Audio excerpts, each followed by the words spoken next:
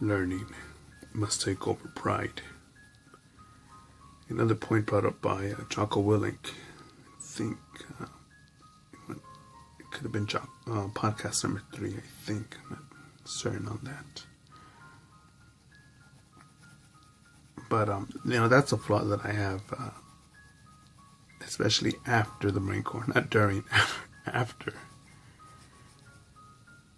Well, the Marine Corps is a bit different. In the civilian world, it's just, if you fail, you just get a bad grade. If you really fail, you're going to lose a customer. If you really fail, you're going to lose your income, lose your car, lose your home.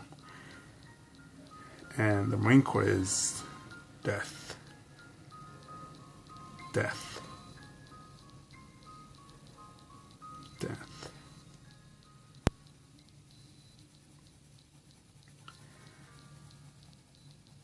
So that's a scale that I use when I am told about the importance of things, and it's a curse and a blessing at the same time, because on one hand I won't get stressed out. I gotta finish this collection of work so that I can improve my lifestyle, right? And that's all for the sake of comfort and aid for myself and others. Nothing critical. Simply an upgrade.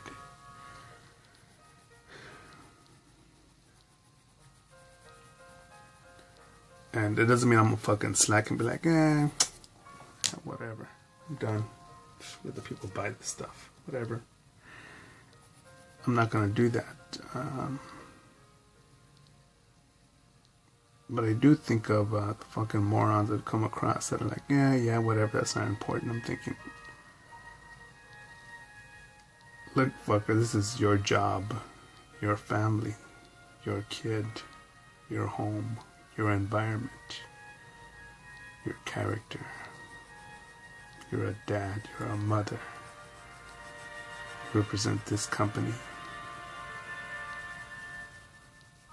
a tribe. You're not alone on an island. And although I do talk shit,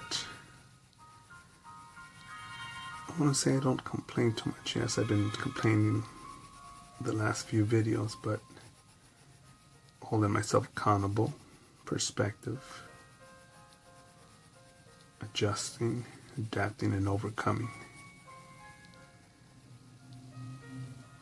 And there's a ton of room to grow, to improve, upgrade, better.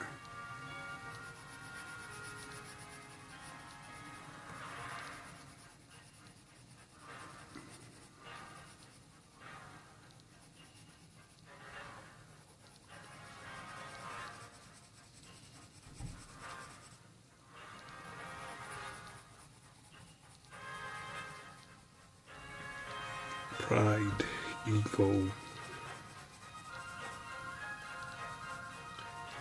limited perspective,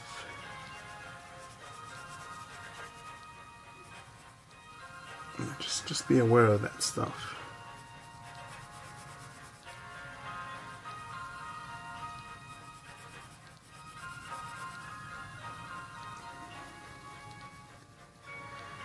And my solution for that also is simply what I'm doing right now, which is letting the work speak for itself. Again, how much pride did this idiot have that told me, I could sell art prints with you, get some customers, on a road trip and make sales like you. Cool, man. Roger that, man. Let's make that happen. Let me see your portfolio, your collection of work. Oh, no, I don't have one. But I do have an art degree in this and that from this university.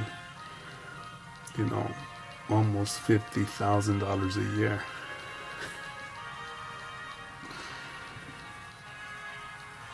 Would you watch me if all I had was a diploma or a degree worth $200,000, but I had no drawing?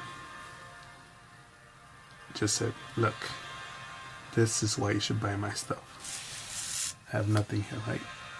Nothing. Well, you know, art is the representation of man, the struggles, the inner being, the character, the discovery. You'd be like, downvote, dislike, leave a comment, fuck off. Get off the internets. They should have never gave y'all niggas the internet.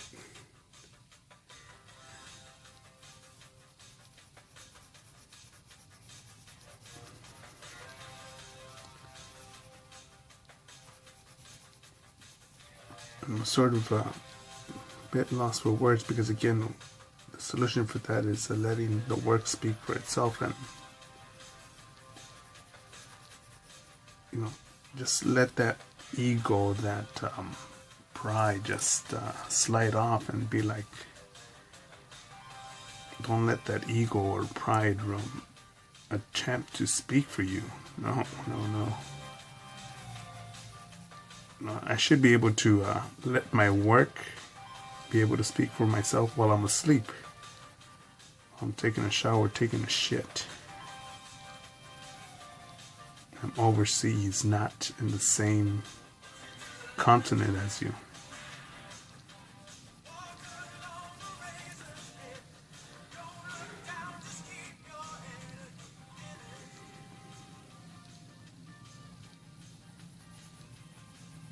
And another thing where I put my ego,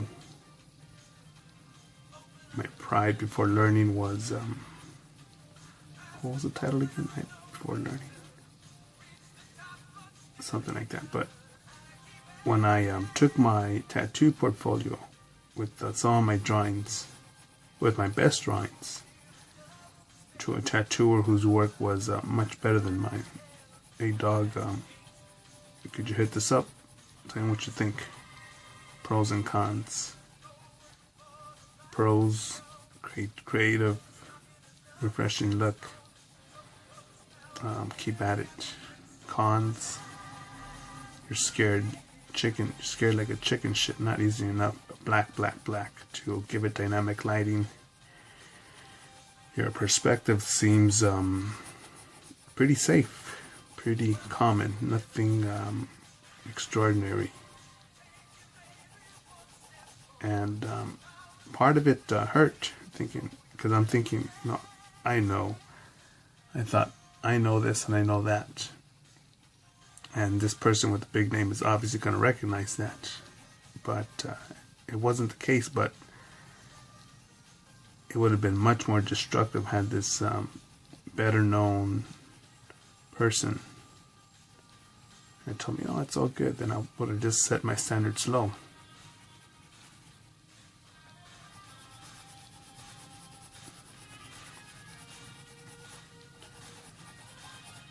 I had a mentor who would tell me, be like a fucking sponge. Don't be like a fucking brick, fucking moron. What does a sponge do? Absorb knowledge.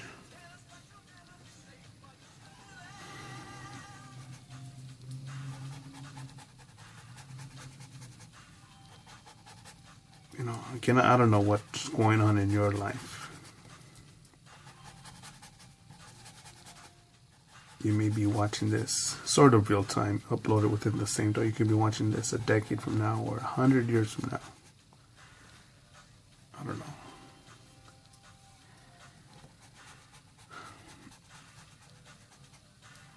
You know, but there's, you know, the cliche of the saying that went something like, most men die at the age of 23 and don't get buried until they're 70. You know, and that's where I want to dissect the character, the mind, the action, the lifestyle, so that you don't end up like those casualties, man.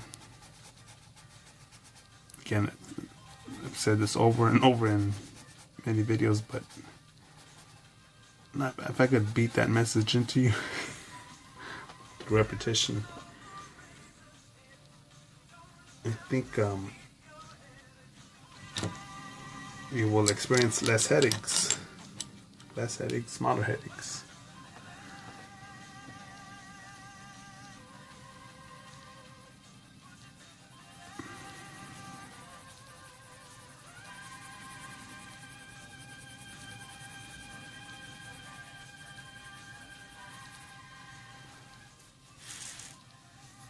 That's it for now.